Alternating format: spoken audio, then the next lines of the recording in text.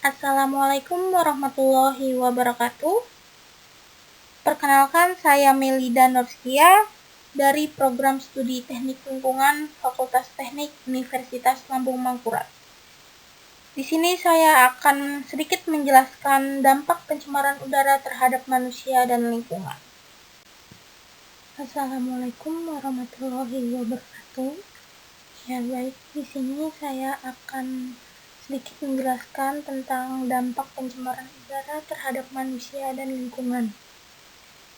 Perkenalkan, saya Melida Nurskia dari Fakultas Teknik Program Studi Teknik Lingkungan.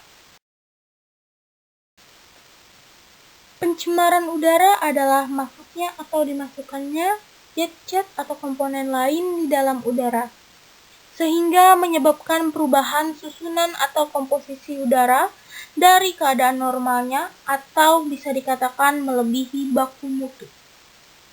Sumber pencemaran udara dapat dibagi menjadi 3, yaitu yang pertama sumber perkotaan dan industri.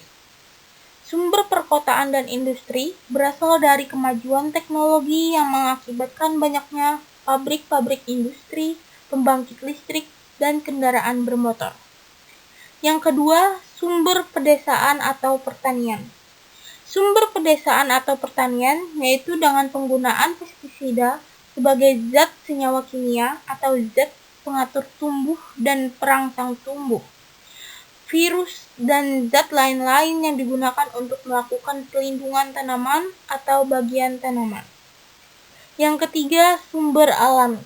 Berasal dari alam seperti abu yang dikeluarkan akibat gunung berapi, gas-gas vulkanik, debu yang bertiupan akibat tiupan angin, bau yang tidak enak akibat proses pembusukan sampah organik, dan lainnya.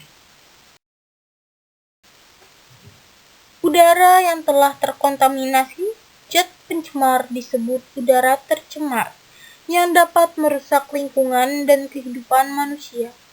Pencemaran udara semakin memburuk seiring dengan kemajuan teknologi, di mana dengan kemajuan teknologi tersebut, sehingga sumber penghasil polusi udara semakin meningkat.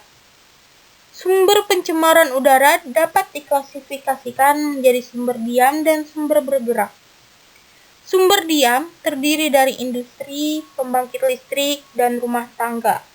Sedangkan sumber bergerak adalah aktivitas kendaraan bermotor dan transportasi laut.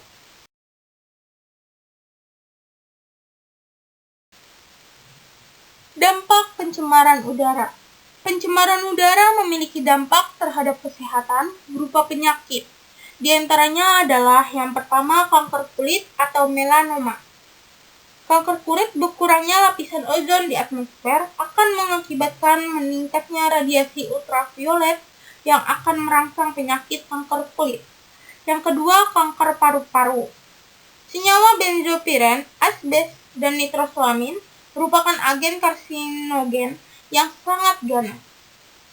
Yang ketiga, kebotakan atau alopecia, anemia, dan gastroenteritis. Ketiga penyakit ini disebabkan oleh residu timbal yang masuk ke dalam tubuh. Yang keempat itu ada angina pectoris dan arteriosklerosis perifer. Gas CO dapat memperburuk dan merangsang munculnya gejala penyakit ini. Yang kelima ada bronkitis dan emfisema. Gas SO2 dan benzopiren dapat memperlemah gerakan rambut kekar pada saluran tenggorokan. Selain itu pula, gas ini dapat merangsang seleksi lendir pada saluran pangkal pada paru-paru. Yang keenam ada asfiksia atau mati lemak. Gas CO sangat reaktif terhadap Hb dalam darah dengan afinitas 240 kali lebih besar. Jika dibandingkan afinitasnya terhadap oksigen, CO dengan Hb akan membentuk senyawa COHb yang sangat stabil dalam darah. Karena Hb darah tidak lagi dapat berfungsi menyerap dan membawa oksigen, maka tubuh akan menderita kekurangan oksigen.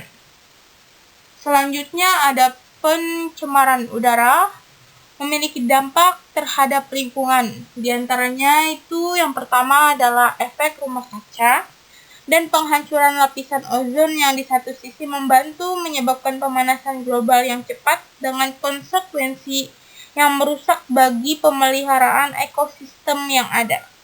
Yang kedua ada perubahan iklim, yang ketiga penggurunan daerah yang luas, yang keempat naiknya permukaan laut, yang kelima lenyapnya tanah yang saat ini sesuai dengan negara, yang kelima proliferasi serangga, dan yang ketujuh kepunahan banyak spesies lainnya. Ya, baik, sekian dari saya. Terima kasih, mohon maaf apabila ada kekurangan dan kesalahan kata.